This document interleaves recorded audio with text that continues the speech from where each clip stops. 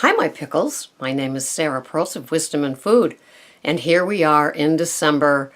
The clock is ticking away. We're slowly getting frantic, hitting those submit orders, going on and finding the perfect what you just have to have for a certain person to find temporarily out of stock. Well, excuse me, I did that with one item and it only took like 2 days for it to be back in stock. So not that that's going to be, excuse me, happening for everybody, but maybe. Anyway, I have a very, very provocative topic. And the suggestion for it came from my friend, my pickle friend, Steph. And we were discussing in a personal email the difference between depriving ourselves and protecting ourselves. And it really is a mindset, because if you were watching this person not have something, you would say, you'd look at their face, their countenance, and you'd try to read it and get some sort of attunement going. You would say, are they depriving themselves of this item?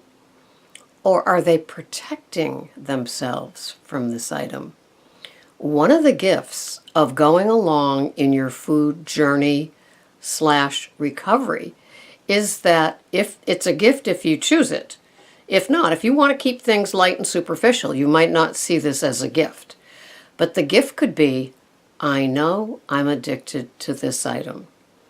I know 1 or 2 bites is going to set me off, and I'm off and running, and there's no telling when I'm going to come back, if I come back, how I come back, when I come back. Because reality is something that we can learn very deftly how to escape from with food. Because most of us have used food for that surround sound of protection for many, many years. And I kind of alluded to it in another video recently, Epiphanies or Gifts, when, one of my epiphanies is to realize at a young age that food is my protector. Food is my salvation. Food is my drug of choice. And all the different ways that I can abuse it. And I did. And I could, in a heartbeat, if I'm sitting there not paying attention and I mindlessly pop something. My brain could take over with that.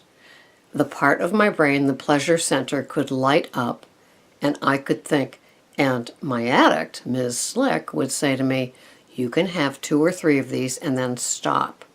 And whenever I see a video where somebody says, I'm having 2 of these, I might have 3, but I'm having 2, well, you know by the end of the video that they've had 3 of them, because the or 3 of them is the key, and the addict will light up about that, as if they still have a choice in their food choices and their food amounts. If you have surrendered to your disease of food addiction, you know that it's not, you can't reason with your addict. You can't make deals with your addict. A heroin addict doesn't say, I'm just going to shoot for this weekend, and on Monday I'm going to give it up, go back to running, have kale smoothies in the morning, and I'm going to be all set. Well, it's the same for us with food, although some of us don't take it as seriously. I do, because I had decades of abusing what I thought was an okay thing. Because there's nobody saying, there's no sign in the grocery store, don't let Sarah buy this or make this or get the ingredients for this. She's allergic to it in the sense of it's an addiction, and once she starts, she can't stop. So there's no sign over the Toll House cookies, Toll House morsels, when I shop, that I'm not allowed to buy the ingredients. I had to learn. And how did I learn? The painful way of overeating for years and years and years. Foods that I either thought I was depriving myself of, or I now protect myself from. If there's a neighborhood that I can't go near with my food addiction and the certain specific, personal, to nobody else but me items, I have to steer clear of it. Now, am I going to treat it like it's a deprivation and I can't have it and it's Christmas and everybody else around me is eating it? Or do I say, does the mature, recovering food addict say, I'm choosing not to have this. I need to protect myself and keep myself in a bubble with this food or these types of food because I have no control once I start. Many of us spend decades laughing, giggling at, like, I'll just have one, hee hee. You've heard me talk about the people that buy the snack size candies that have the giggle included. And I don't know if they pay more for it or not, but they're those saboteurs, like say at work, that have the bowl of something. And you take one and you just kind of giggle, I'll just have this. Oh, Nancy, you need to put that bowl away. You know I can't be around it. And Nancy keeps the bowl out. And by the end of the day, there's 30 less of them in that bowl. It's not a ha-ha after a while. And at 66, it became, I seriously knew I was a food addict in my 20s. And I did what I could back then. And I went to Overeaters Anonymous and learned a lot about myself and how I zoned out. And I did zone out. I started zoning out at a very young age. So today, when it comes to, if you watched me not eat something that you knew I was addicted to, you'd say, is she depriving herself? Is there a white knuckling going on? Is she the one type that will go home and have that or a like item when nobody's watching because she needs to reward herself for not having it then? Or is she protecting herself? Does she know that this is a very, very dangerous, slippery slope for her that could take her out of her food plan, her best intentions, killing the motivation and momentum that she has been building up for a long, long time? Now, to watch somebody not eat something that is dangerous to their addiction, that is more than a tease. A tease is such a light word, but we know what a gateway certain foods are. You haven't gotten to watching this video and staying a member of this channel without learning that about yourself. And if you're slowly coming out of your deep, deep denial about certain items, you could see yourself in this and you could say, am I fueling my addict, or am I protecting my sane and food sober person?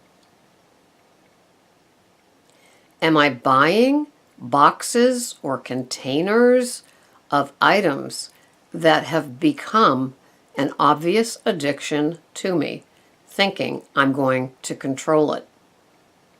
I hear in AA all the time people say, I got to the point where I was having a box of wine, that box on the counter that they could have, or in the fridge.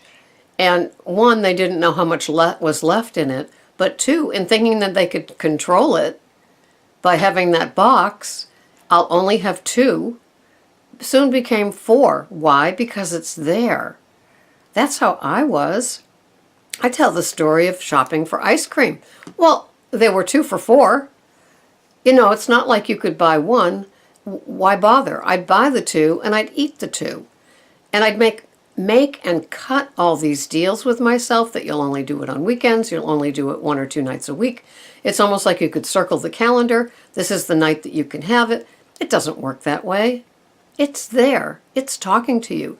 If you have an addiction to something like ice cream or cookies or any white flour thing like crackers or even cereal, you know, any of the things that light up your brain and keep it lit up. And those usually have to do with grains and sugars. I don't know of anybody that writes too many or produces too many podcasts about like, oh, green beans, I just can't get enough of them. No. Those things, let me give you another analogy. When somebody gets sober and they continue their behaviors of, say, going to a bar with their buddies after bowling, and all their buddies are having like 6 beers before they go home, I will tell you that the person that gave up drinking is not going to have 6 Cokes. They're going to get really tired of it after the second one. And they're in this environment that isn't safe to them. And they know this, but they don't want to give up that social part. This is very, very tough. That's how it is with us. I mean, how many people do you know, yourself included, have been invited to a cookie exchange this time of year, where you bring 12 little bags of your best cooked, best baked item, and you exchange. And so everybody goes home with their 11 bags from other people, and it's in the house. Are you kidding me? And you're sitting here trying to figure out how you can fit it into your food plan, your macros, your counting calories, your smart points. It's not gonna work. Those cookies are in the house. And after a while, you're untying the cute little ribbons on those bags and dipping in to have your favorites. And when you get towards the end, there's no favorites left, but that doesn't matter because the drug is in that other one. And even though it's not your favorite, it will do. Why? Because it's there. So don't fool yourself into thinking that you might be able to handle this season, particularly with all of the baked items. I shop at Stop and Shop, which is also Giant, and they have all of these incredible free cookbooks with recipes and coupons for Caro syrup, which is high fructose corn syrup, in case you didn't know, and things like this for baking for the holidays. And I read it and I was like, I got to get this out of here. This is like an order form for a drug addict. I'll take one of those and 6 of those and a 12-pack of that. I mean, I was looking at these things, and it was like, it's like, no, yes. Crazy. I can't go into that neighborhood. And so I left the book, the fantasy book. It's like a kid with a toy store catalog. And I want this one. I want that one, and Grandma says she's going to get me that one, but I told the other Grandma I wanted it too, but that's okay because I can't have enough, can I? So, deprivation versus protecting yourself. Are you going to bring your grown-up to these places where these things could be offered and say, I am protecting myself from a binge. I am protecting myself from the gateway to hell with these items. These are the things I can't have. And that's the time to do your gratitude list, your gratitude for certain items of food that you can have on the program that you're on. And be very, very grateful. If you're doing something else like the Fat Flush, the Eat Fat, Get Thin, the JJ Virgin one, the Wild Diet, all the other things that certain people do, if you're doing those, there are keto-friendly recipes. You see them all the time, all over Facebook, all over YouTube, and you can get your fix. But when I gave up sugar and grains, one of the benefits was I'm not craving sugar anymore.